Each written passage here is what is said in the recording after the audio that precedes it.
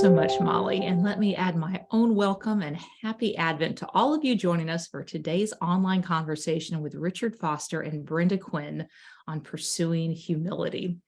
We're delighted that close to 1,900 of you have registered today and just really appreciate the honor of your time and attention. And want to especially welcome our nearly 300 first-time attendees, as well as our 175 international guests from at least 38 different countries that we know of, ranging from Argentina and Australia to Uganda and Venezuela. So if you haven't already done so, drop us a note in the chat box. Let us know where you're tuning in from. It's always fun for us to see the wide range of folks from all over the world. So thank you for joining us from across the miles and across the time zones. If you are one of those first-time attendees or otherwise new to or unfamiliar with the work of the Trinity Forum, we seek to provide a space to engage the big questions of life in the context of faith and offer programs like this online conversation to do so and to come to better know the author of the answers. And we hope this conversation will be a small taste of that for you today. The topic we're considering today, pursuing humility, seems a fitting way to start the Advent season as we anticipate the arrival of the incarnate God who humbled himself to become man. But it's also both a countercultural pursuit and in many ways a tough sell. Whether in business or politics, in our social lives or on social media, we're constantly urged to promote ourselves, build our personal brand, grow our audience, and hone our image. Professional success and effectiveness often seems calculated by the metrics of grabbing the attention of and of imposing our will on others, and doing so to scale. Relatedly, the Harvard Business Review recently found that most of us struggle to distinguish between confidence or even overconfidence and competence, such that arrogance and narcissism are often confused or conflated with skill and talent. And even within the church, there are those who seem to have greater admiration for stars or strongmen rather than shepherds, who valorize charisma over care for others. And yet, as our guest today will discuss, humility has been considered in many traditions to be not only foremost among the virtues, but the taproot of all others, and as such is absolutely essential to understanding the good life as well as living a holy life. So how do we learn humility and how do we pursue it? What would doing so mean for our own emotional and spiritual lives as well as our communal life together? To help us wrestle with these questions and guide our discussion, I am so pleased to welcome two wise and deeply thoughtful Sherpas to the topic, our guests today, Richard Foster and Brenda Quinn. Richard Foster is a theologian, author, and the founder of Renovaré, a nonprofit which models and resources the fullness of life with God through the spiritual practices of Jesus and the historical church.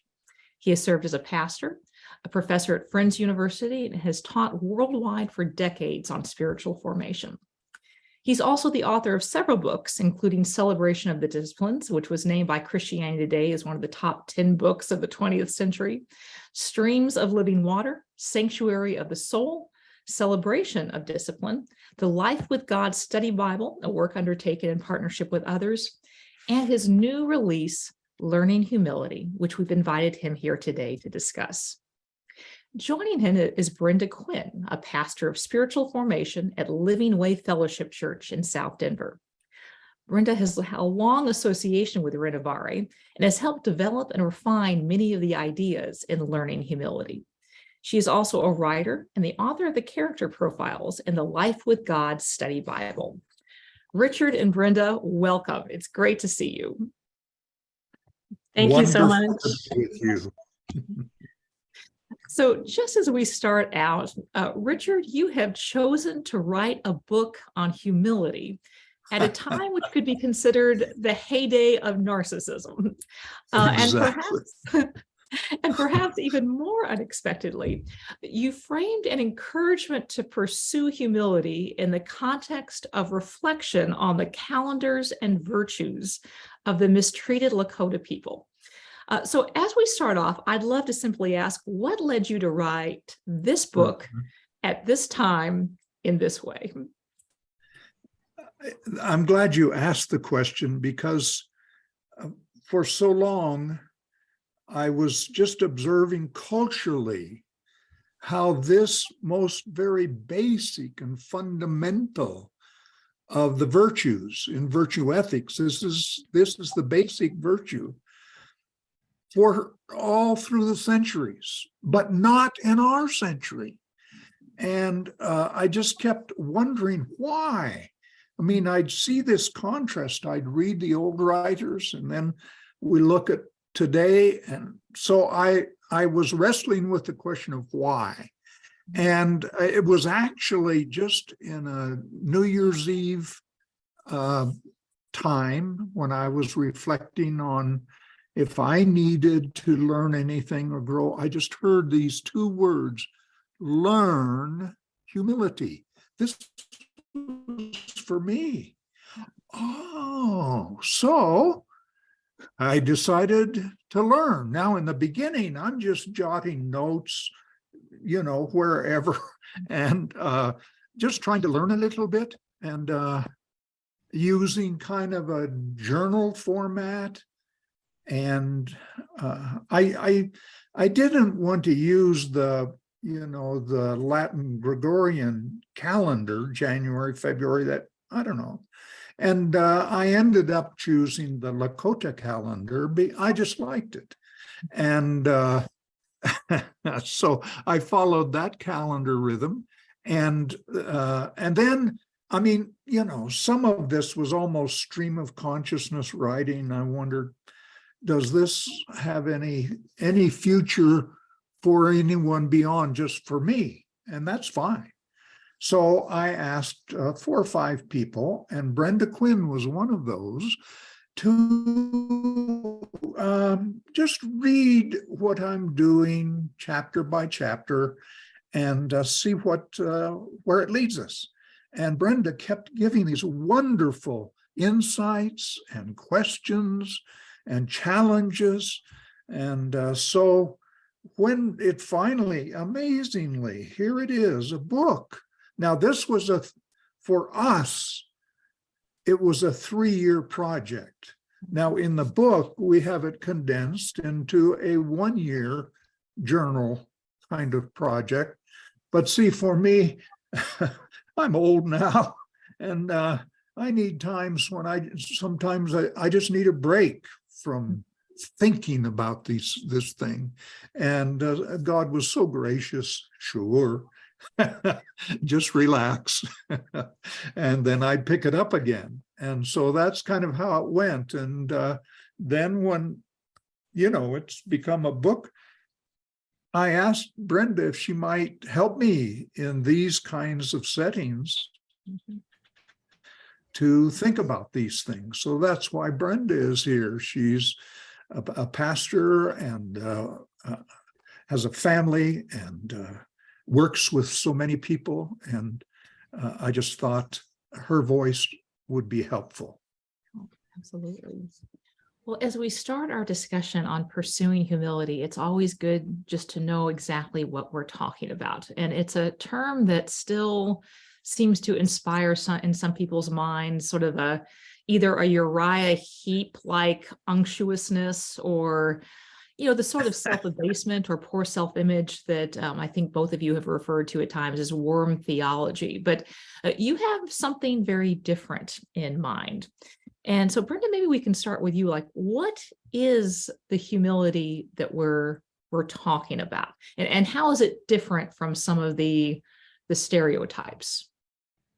Yeah, well, I mean, I think the biggest thing is we're talking about it in a biblical aspect, and we're talking about it with Jesus as our model. He's our first and foremost model. And Richard talks about that at the very beginning of the book, that Jesus is the one that we look to. And there's a great definition by C.S. Lewis in the book, and I've got one here by Timothy Keller. He says, the truly gospel humble person is not a self-hating person or a self-loving person, but a self-forgetful person. And I think that's what we want to think of when we think of a humble person, is somebody who's not so focused on themselves and on promoting themselves or thinking about themselves, but as a Christian, focused on God and on Jesus and on living life for him and according to his direction and according to the Holy Spirit's leading and guiding. Yeah, that's great. So one of the things we can learn mhm. is by negative example. Just think of the opposite of humility. That is egocentric arrogance, narcissism. I mean, in our culture, it doesn't take us long to see examples of this. And if we will watch this carefully, we will see a huge contrast, and it doesn't look very nice. Now, you know, the Christ event, the life, the birth, the life, the teachings, the death, the resurrection, these all frame for us a kind of paradigm for how to live in a humble means, because that's the most distinguishing characteristic of Jesus himself, is his humility. And one of the earliest ones to think about this was Paul, the wise old Paul. And he wrote about this in Philippians when he said, "Do nothing from selfish ambition or conceit, but in humility regard others as better than yourself. Let each of you look to not to your own interest, but to the interest of others.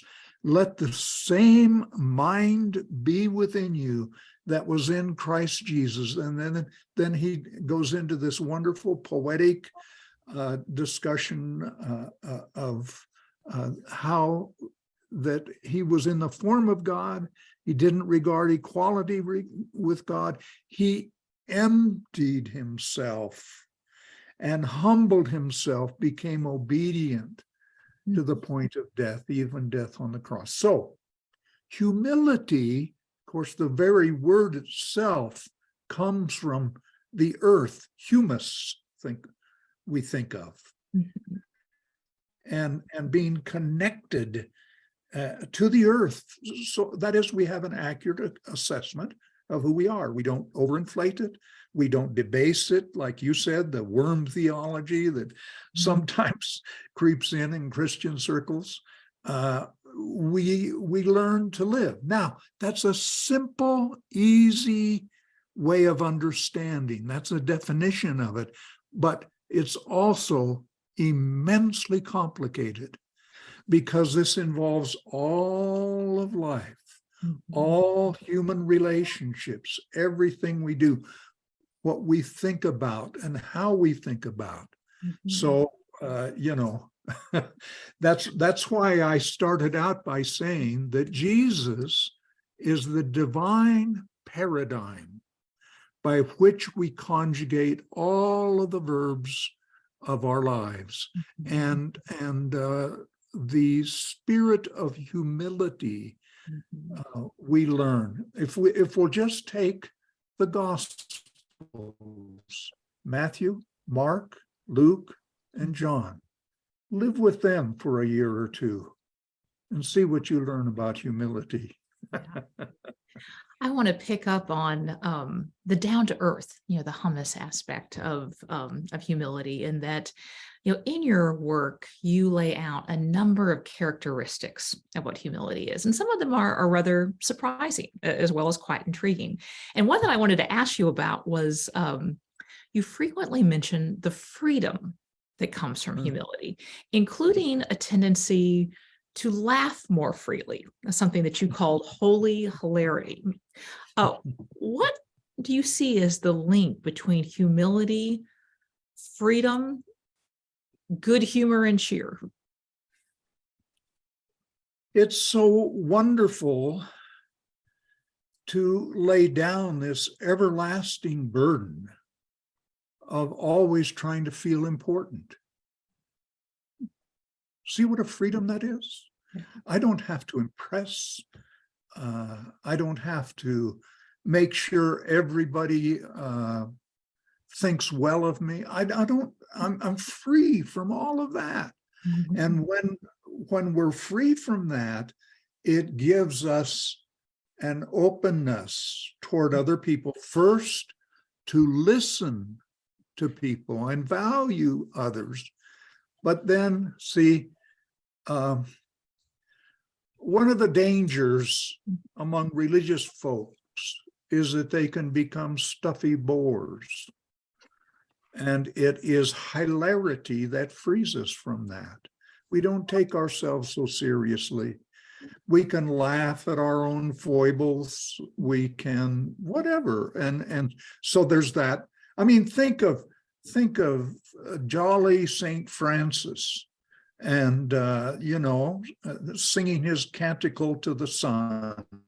And what a wonderful way of living. And when we watch, if you look carefully and you find persons that it's not hard to identify are humble people, you'll find the freedom that they have to just enjoy life and enjoy other people, enjoy the successes of another person rather than being envious of it, things like that. Yeah. And so that's why humility, the most basic of the virtues, opens us up to a life of freedom. Does that make sense? It does indeed. Another characteristic I wanted to ask you both about, maybe we can start with you on this, Brenda, and I'm actually going to ladle two questions into one, but one characteristic you mentioned is freedom from domination and control. And it does seem somewhat intuitive that the humble do not try to dominate and control others. But it's also fair to say that we live in an age of domination. Even our language reflects this, how eager people are to, own the libs, or, we speak in the language of ownership, triumphalism and the like. And there are those who mistake gentleness or humility for weakness and find weakness to be a provocative invitation to humiliate. So would love to hear from both of you, just your own reflections about humility and domination, but also how the humble do and should respond to their own attempted humiliation by others. And Brenda, maybe we could start with you. Yeah, I think it's a question that I think we all have to consider and think about how we're living our lives every day. And I always look to Jesus, and Jesus is so hard to figure out when we read the Gospels. He's hard to define when it comes to humility, because he's not weak. He's definitely not a weak person. He's God, and he was absolutely a strong person. And yet there were times where Jesus would refuse to answer a question and he wouldn't defend himself, and other times where he would speak out very boldly, and he always spoke truthfully. And I think probably for all of us, when we read the Gospels, I'm still surprised sometimes at Jesus, at the way he handles situations and the things that he says. And so when I think about him as a humble person, he would not have come to this earth and become a human person he couldn't have done it without being humble, right? And if he hadn't come to this earth and become our savior by being humble, all of us would have no hope, right? If not for his humbling of himself, we would not have a savior. And so when I think about the importance of humility in each one of our lives, and that being a Christ-like character, when you think about it that way, it's so essential. If we can't be humble, then we can't be Christ-like, right? So I don't know that there are any answers for every situation, for every person, for every personality, we're also different from one another. We live in different situations and have differing daily lives and ways that we encounter needing to be humble in our lives. And the only conclusion I've been able to come to is that if we're not walking daily with him, if we're not being attentive to the Holy Spirit's leading, we're not going to be able to be the humble people who imitate Christ and who actually live out the life of Christ, because we can't do it on our own, right? It's his life in us that we're seeking to live out every day, according to who each one of us is, according to our personalities, according to our gifts, according to our experiences and our place in life. So that's not an easy question, but I do believe that God is faithful in living out that life of humility within us, because we have the life of Christ in us. Yeah. One of the most surprising things to me as I began to study this was the characteristic of, I don't know any other way to say it than strength. That humility is strength. That number one, I don't have to defend or project a false image. I'm free from all of that. And that at the same time, I'm able to affirm other people and their giftings. I mean, one of the reasons with Renovaré, we always try to share and speak in teams, just like Brenda and I are doing right now, so that we can lift each other up and value the contribution of everybody. And those especially who have been humiliated in our culture, the sat upon, spat upon, ratted on. We want to hold them. That's a characteristic of strength in life. So that was what surprised me the most, was seeing the writers all through the centuries. Like they used to say, who was it? I'm forgetting the author right now, that said that, it's Evagrius of Ponticus, was saying that he gave the 8 deadly thoughts and then the 8 godly virtues. And in the godly virtues, humility was the one that conquers pride. And I kept asking myself, why? Because it seems, pride seems so strong, until I realized as they begin to develop it, that humility is far stronger and can defeat pride in the human life and culturally.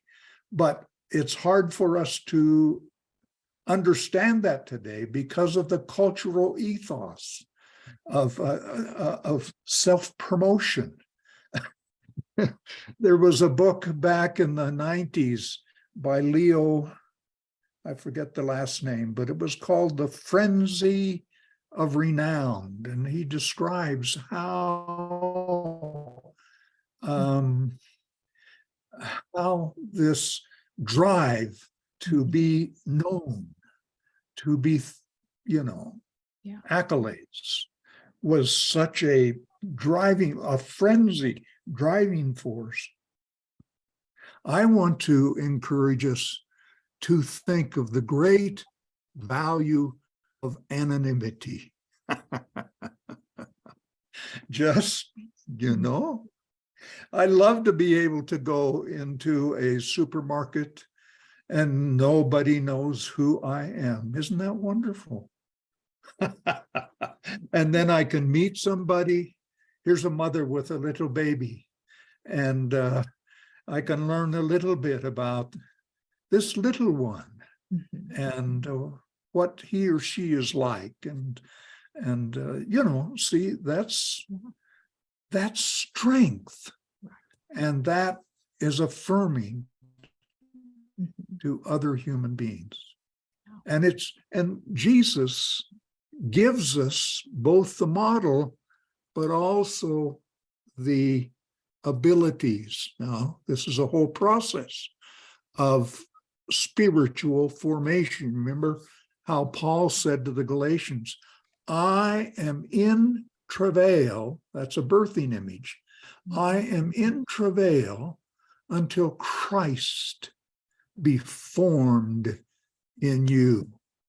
And boy, that's what we want. Right. You spoke of anonymity, but I want to ask you a little bit about some of the opposite, which is the burdens and responsibilities of leadership. And you both have been leaders. Richard, you have founded an organization, and Brenda, you're a pastor at a church. But leadership often, necessarily requires at least some degree of prominence, as opposed to anonymity. It often involves pushing for an idea or an agenda, working to best competitors, making decisions, hard decisions and evaluations, which we rarely associate with humility. What does it mean to lead with humility? What does it look like? And Richard, I'll toss that one to you first. We learn to become the servant of all. And that is what leadership, how we lead. We lead by serving. And as we serve, like in Brenda's case, a congregation, you're learning the lives of people. Obviously, decisions have to be made, of course. And sure, the buck stops with the leader in that. But the leader is not alone. The leader's gaining insight and wisdom from, in Brenda's case, the congregation, or in a corporation, you try to learn. People have great insights and wisdom. And so we listen. That's the first thing that comes with leadership, is that we listen to people, value their opinion, even though we may make a decision that goes in another direction. That's the way it is in leadership. I remember the story of, I think it was Eisenhower, who he was listening to an issue and listening to the cabinet, and they said, oh, no, we shouldn't do it. No, no, no, no. And he paused for a little while and said, the ayes have it. He made a decision in a different direction. Now, sometimes you're not right in that, but that's part of what it means to be a leader. But you do it as a servant, without domination and without arrogance that I know everything. And I try to learn from other people. Yeah. Does that help? It does help. And actually, kind of on that note, I want to ladle an additional question on and then toss it to you, Brenda. So feel free to both comment on the previous question, but also wanted to ask one more, which is, there are times when the call for humility has been, for lack of a better word, almost weaponized, in that directed towards particular groups of people, often those who are already seen as less than in some way. And I'm, thinking here of historical calls for humility or derision towards uppity women or minorities, people who have forgotten their place and are reminded to be humble.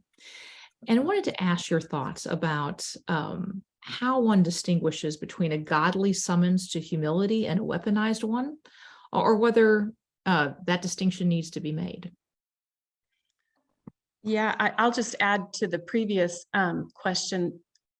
I absolutely agree that servant leadership is what we're called to as God's leaders. And in the church, such a big focus for us at my church as leaders is that we are there to equip. We're not there. It's not about us. It's not about us and us getting the platform, us getting the attention, us getting the acclaim. It's about us equipping our congregation, our people, God's people, to go out and live in this world according to all that they are, all he's given them, and the places that they hold in this world. We say over and over and over again, you are all ministers. We're not the ministers. We're all ministers. That's biblical. We're all ministers in this world, and we're just here. Our particular role is to equip you to go out and do the ministry in this world. So I think that completely changes the perspective on, this is my platform. This is me getting the attention, me making a name for myself. Yeah. But then I think in thinking about your second question, I think one, the important thing to remember is that biblically we're all called to humility. And if a particular group or type of person is being singled out and being told to be humble, that's usually a warning sign that there's something wrong in the teaching that's being given. And all the verses I read in Scripture are being given to men and women. They're being given to all walks of life. Sometimes they're directed specifically at those that are in the more privileged positions in life, that they need to be humble. They need to accept the people of lower position, whatever that might be. The passage in 1 Corinthians about all the parts of the body being necessary and needed, that I've just been teaching a class the last few weeks, and we're talking about that passage and how vital that passage is. And I'm encouraging my class members, is this a passage you're thinking about? We should be thinking about this every week. This should be a passage on the forefront of our minds and our hearts, because what Paul teaches here is serious, and it's true that every part is needed. And if we're not doing our part, and if we don't have every part of our body here at the church or wherever that might be functioning in the role that God's given them, we're missing out, and we're not having the fullness of what is supposed to be happening, of the kind of service and the kind of ministry in this world that's needed. I see. You remember Paul's words, submit yourselves to one another out of reverence for Christ. Yeah. All parties. Now, culturally, we've had a tendency to make subordination for example, like women, and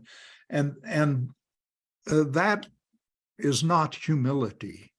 That is domination, and it's not of God. We learn mutual subordination out of reverence for Christ. I learn ways to submit myself to my children. They can teach me. I learn ways to submit myself to my wife, and in Brenda's case, to those in the congregation. We learn mutual subordination out of reverence for Christ, not, pushing somebody down so I can be more prominent. That's just the opposite of the way of Jesus.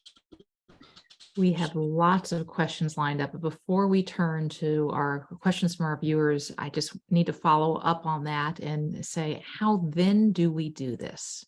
How do we pursue humility, not just individually, but also enable and encourage it communally? So Richard, maybe we can start with you. Find somebody you can serve.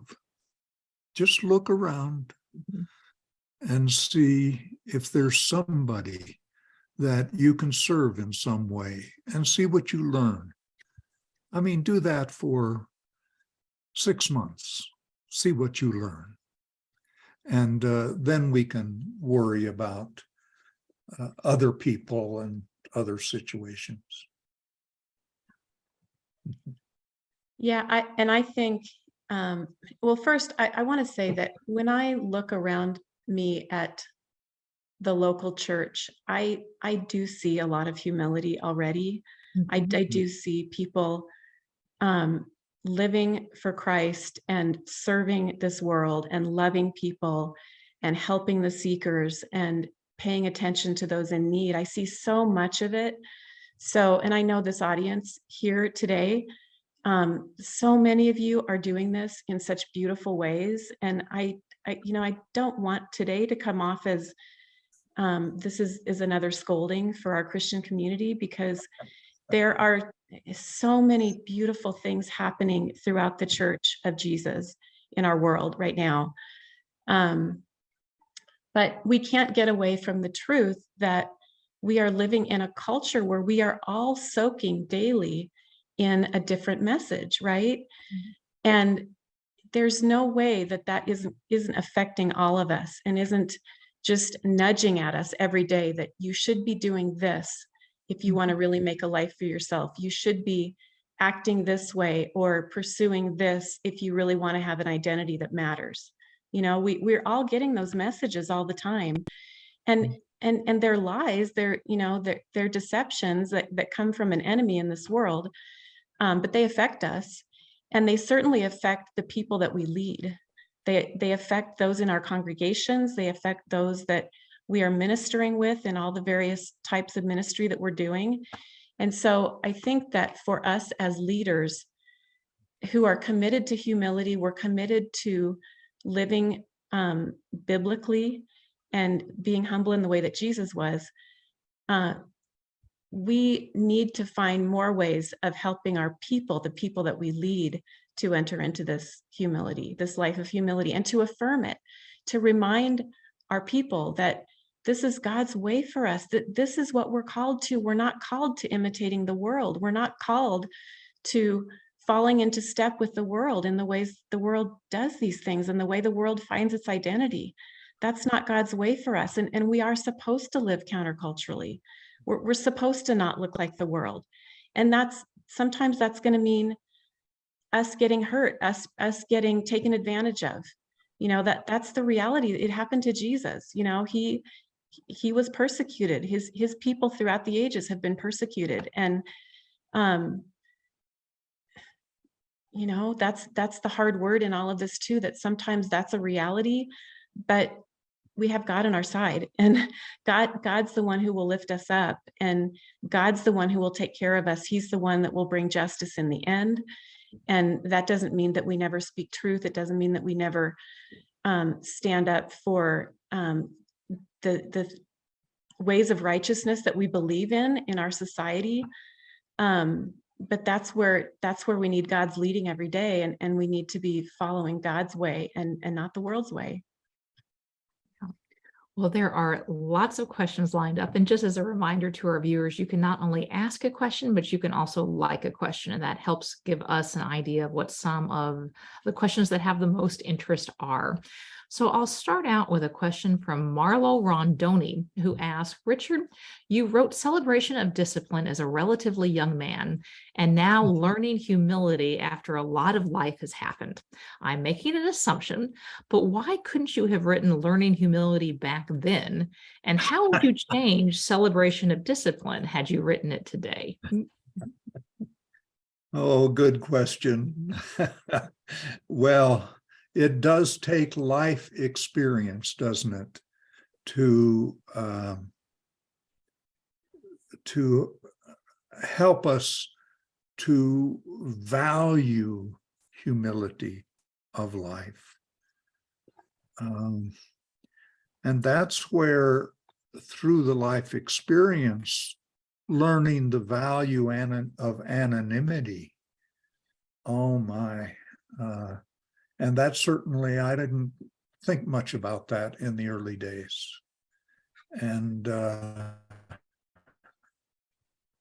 I don't know that I would change anything in Celebration. It's kind of got a life of its own. But I'm in my interest in humility. There's a group in the northeast of England, a community that I wrote about them. They wrote a book, Celtic Daily Prayer, and they asked me to do the American version of it, write an introduction. And I did, and I mentioned several of the people that I met there in the Northumbria community. And they wrote me back and said, we're not so sure about this because you're stressing individuals. We value anonymity. And I thought, whoa, in the American context, they would have said, just one page, how about 5 pages about me? And I rewrote the introduction, but began to see the value of this. And you watch that in other people. And yeah, I'm sure, I've learned a lot through decades of, I can give you a clear map of how not to do it. And learning and growing, that's part of life. That's right. So a really interesting question from Penny Winter, which Brenda, I'm going to toss to you. And Penny asked, most of this discussion is concerned with humility and success. What about humility in failure, loss, disappointment, and even in humiliation or rejection? Yeah, that's a great question. Richard put in the book, there's kind of in the middle of his book, he included what he calls, what he found, which is called the litany of humility. And he shares about how he isn't completely comfortable with this litany. It's just a line by line. From the desire of being esteemed, deliver me, Jesus. From the desire of being loved, deliver me, Jesus. From the desire of being approved, deliver me, Jesus. And it goes on and on. And it's, it's a pretty hard one to read and to decide, could I pray this, truly from my heart, asking God to deliver me from these desires, because they're all ones that are kind of difficult to think about. Well, if someone doesn't approve me, if I'm humiliated, despised, forgotten, ridiculed, deliver me from this, the desire to not experience these things. But I told, one of my responses to Richard when I read that chapter with this litany of humility in it was, I think we need that litany. We need to consider it. We need to really think through it and sit with it, because this is really what it comes down to. And Jesus was willing to experience all of these things for us when he came to this earth. And he hasn't given us any promise that we're not going to experience these things in our life. He has promised he'll be with us in them. He's promised he will never leave us, and he will be all that we need in the midst of sometimes experiencing those things. But this world, in this world, you will have trouble, but take heart, I have overcome the world. Mm-hmm. So I think that's what it goes back to. Yeah. There's an old story from the Middle Ages of a monk who was being highly criticized and defamed. He walks out of his cell and watches a woman on a clothesline beating a rug, to beat the dust out of the rug. Mm-hmm. And he said the Lord spoke to him saying, that's what I'm doing to your reputation. But you trust me, and I'll take care of you. And There are times when people say critical things, even untrue things. That's where learning how Jesus just accepted those things without any reply. And we can learn from that. And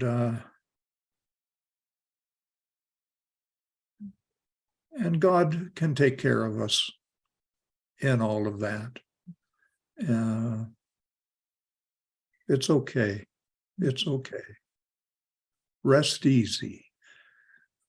He's, as the old song goes, he's got the whole world in his hands. He's got the itty bitty baby in his hands. He's got you and me, brother, in his hand. You and me, sister, in his hands. He's got the whole world in his hands. And there's a line of that song that we don't sing much. He's got the sinner man in his hands. He's got the gambling man in his hands. He's got that crap shooting man in his hands. He's got the whole world in his hands. A lot of times we think that there are categories that God isn't in control, but it's okay. He's got the whole world in his hands. So our next question comes from an anonymous viewer, and they ask, does our digital connectedness make humility more difficult? And Brenda, want to take a first crack at that one? Yeah, Brenda, you're digitally connected. I have to work just to turn the computer on. I think it absolutely does. I think it because it makes it so available and common, just part of everyday life. The fact that we are seeing faces all the time, and people have a much easier opportunity for making names for themselves and promoting and developing a brand and all these things. I think it both makes humility harder, but it also puts everyone into a position of constantly making decisions about what to do with this. We can't live without it. We have to live in it. And so how do we live in it well? How do we live in it in a godly way? And life is moving so fast, all the time. And I think we're so inundated with information and with so much availability of connection through all the digital sources that it can even crowd out the opportunity or just the discipline of reflection on how we want to handle this world and how we want to intentionally live in it. I think we kind of just get in a cycle of having to do all these things and having to spend our time in these ways that we don't take enough time to stop and think about what we're doing and why we're doing it. And are there ways that we can step out of it, at least partly, to do what God asks us to do, which might mean giving up some of that time in front of the screens to go do other things. Yeah, great. Very good answer. So we won't be able to get to all the questions, but we'll try to take a couple more before we wrap up today. One question from Roger Schmidt, who asked, could you speak about how humility might encourage individuality? It seems that this can speak to our culture, which stresses conformance of action and thought. Richard, I'll toss that one to you. Well, I think it's a good thought that remember how Søren Kierkegaard dedicated one of his books to that solitary individual. And yes, if we can just value another human being, or who they are. And that will free people up from this maddening conformity that I have to be like this, and I have to do that, and dress this way. And we can just let go of a lot of that. Mhm. That's right. Our next question comes from Rebecca Letterman. And Brenda, I'll throw this one to you. And Rebecca asked, could you speak to the role of the human body as contributing to humility? That is, might there be a link between a valuing of the gift of our bodies and the grounding that is an essence of humility versus thoughts that are too lofty for me?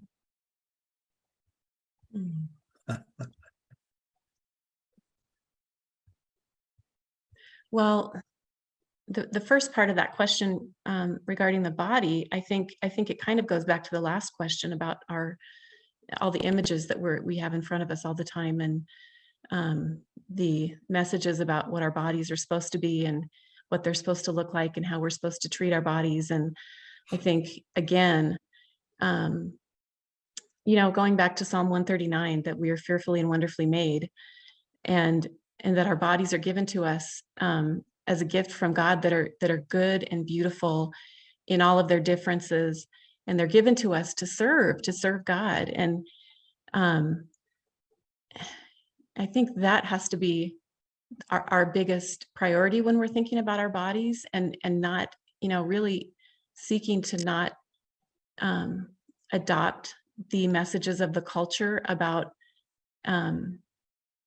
both what we should look like and sometimes even how, exercise and these ways of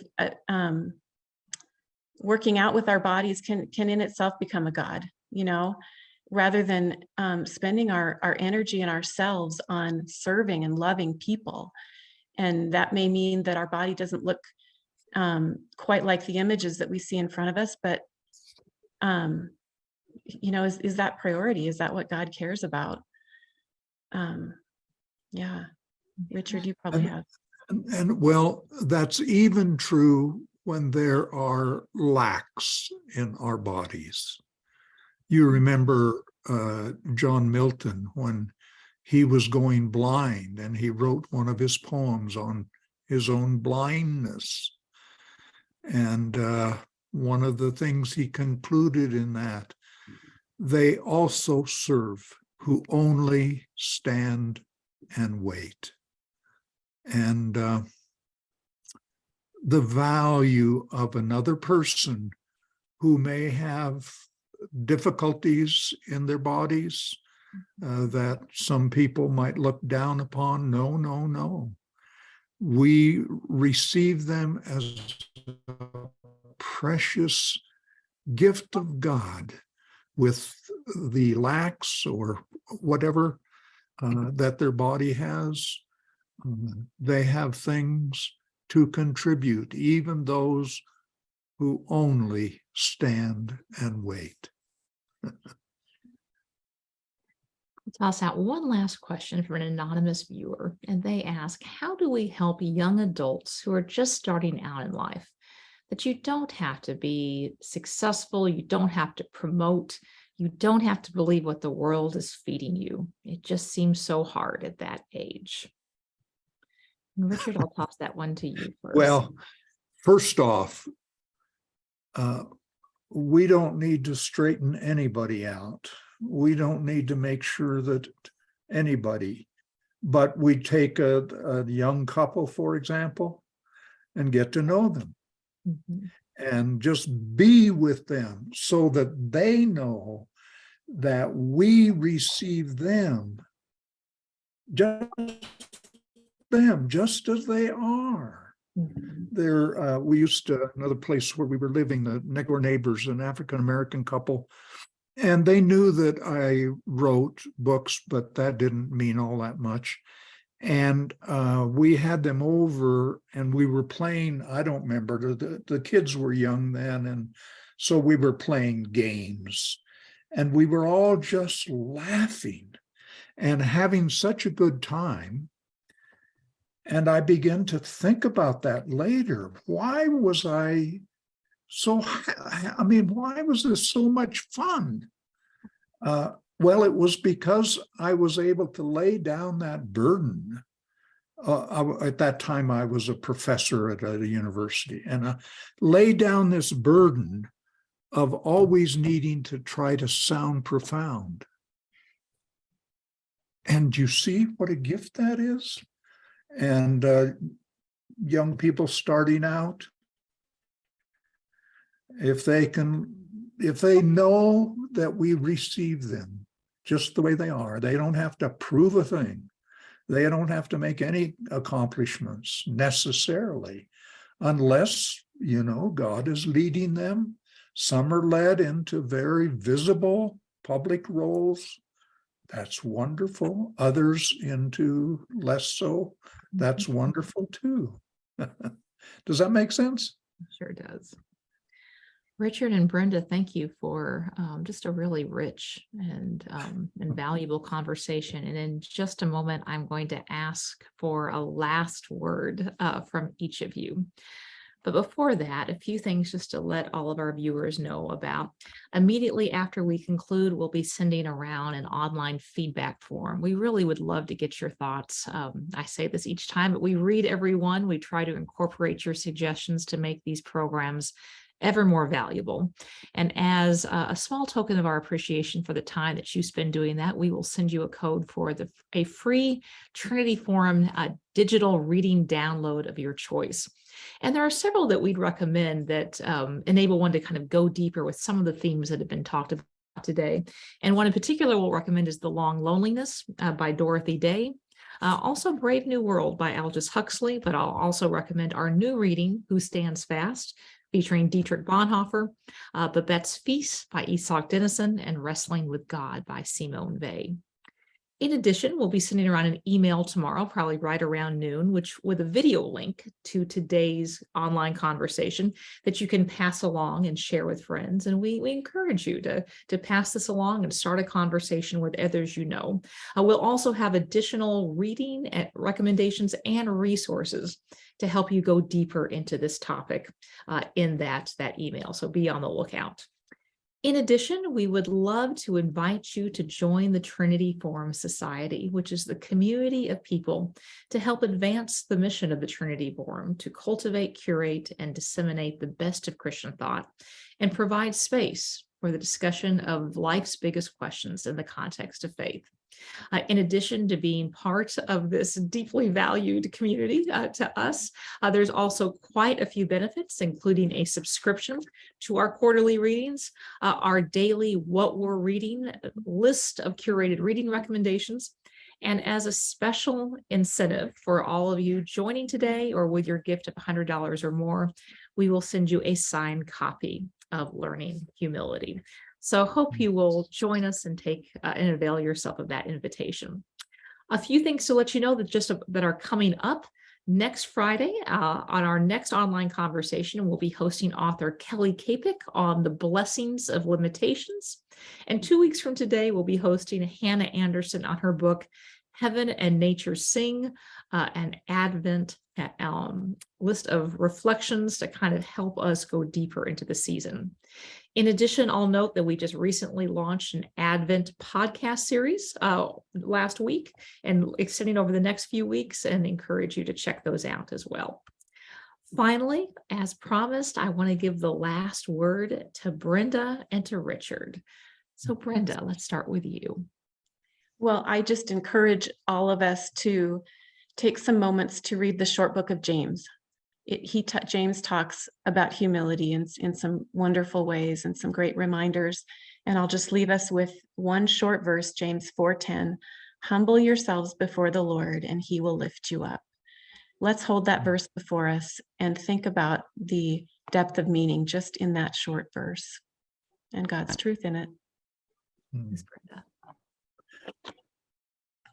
Let me leave with you the little prayer that I followed all those 3 years. Each day, I still actually use it, though not as faithfully, but it's a very simple prayer. It's a formation prayer for the forming of our lives before God. So it's a prayer, Lord, purify my heart. Remember, only God purifies the heart. We don't do that. We can't change our hearts. Only God can. Purify my heart.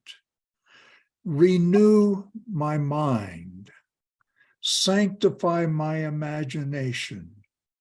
Enlarge my soul. Purify my heart. Renew my mind.